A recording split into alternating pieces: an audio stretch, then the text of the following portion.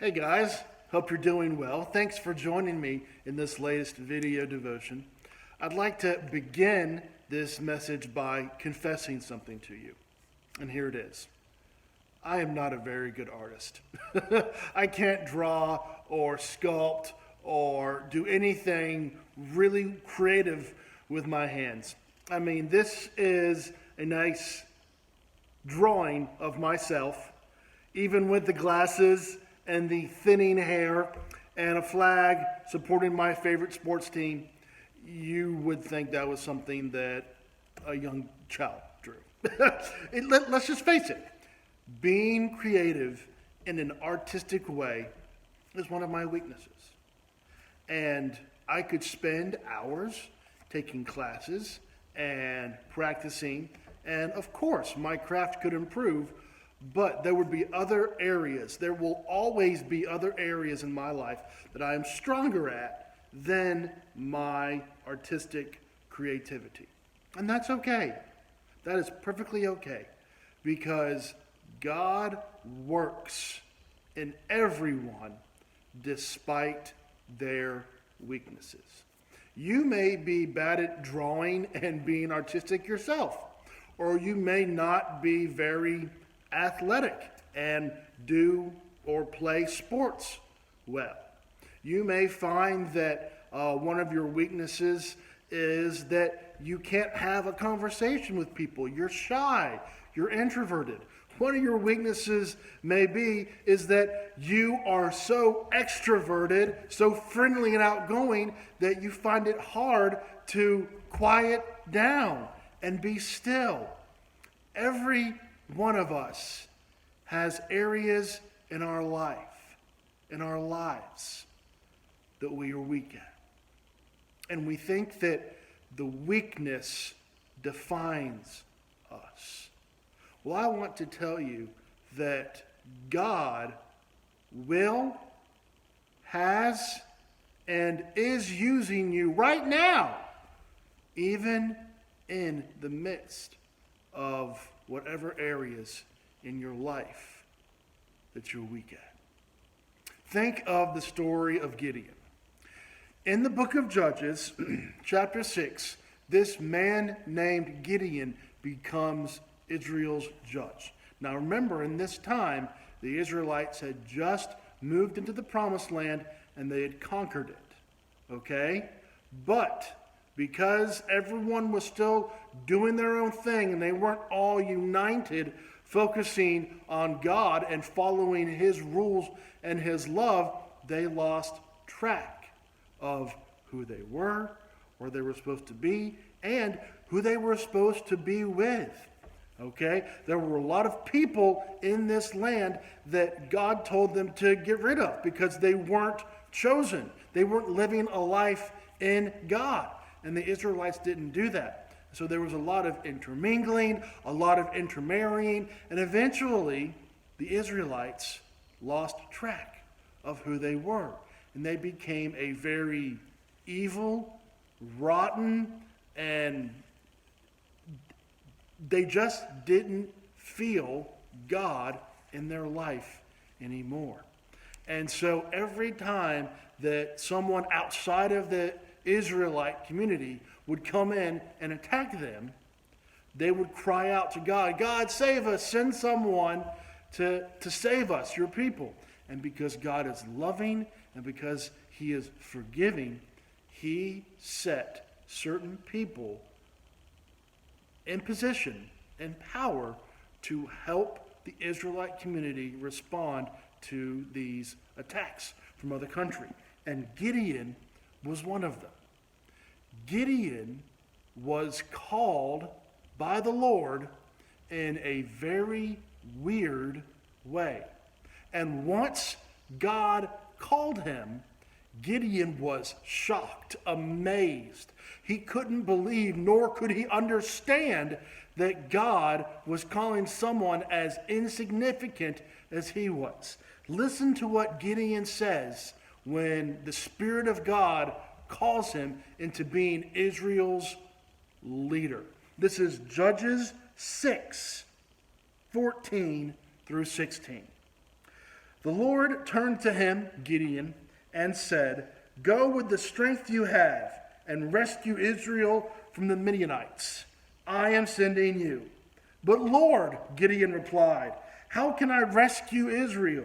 My clan is the weakest in the whole tribe of Manasseh, and I am the least in my entire family." So Gideon was pretty much saying, I'm weak, I'm small, I'm insignificant, I mean nothing. Why are you calling me again? Why are you thinking that I am going to be the one to lead our people out from under this trouble?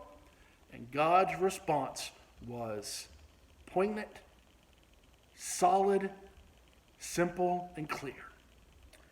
The Lord said to him, "I will be with you, and you will destroy the Midianites as if you were fighting against one man."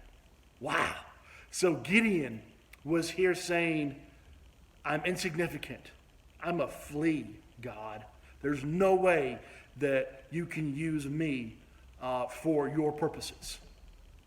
Purposes, not porpoises, for your purposes. But God said, I'm going to be with you. It doesn't matter what you think you are or how small you think you are. What matters is what I think of you.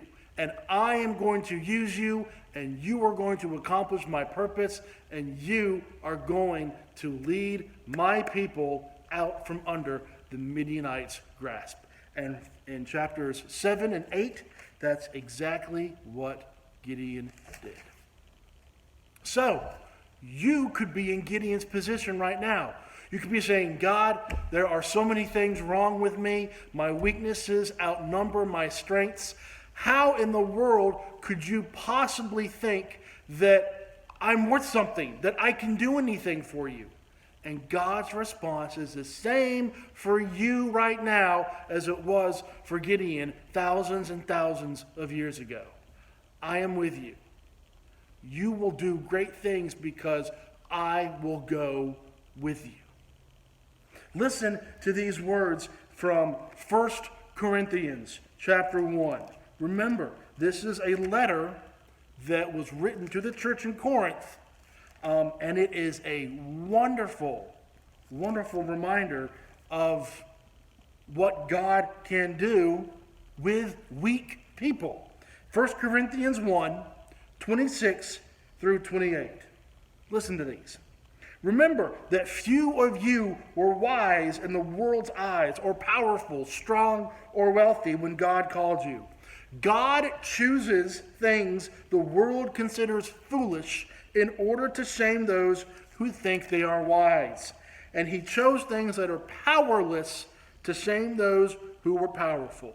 God chose things rejected by the world, things counted as nothing, and used them to bring to nothing what the world considers important.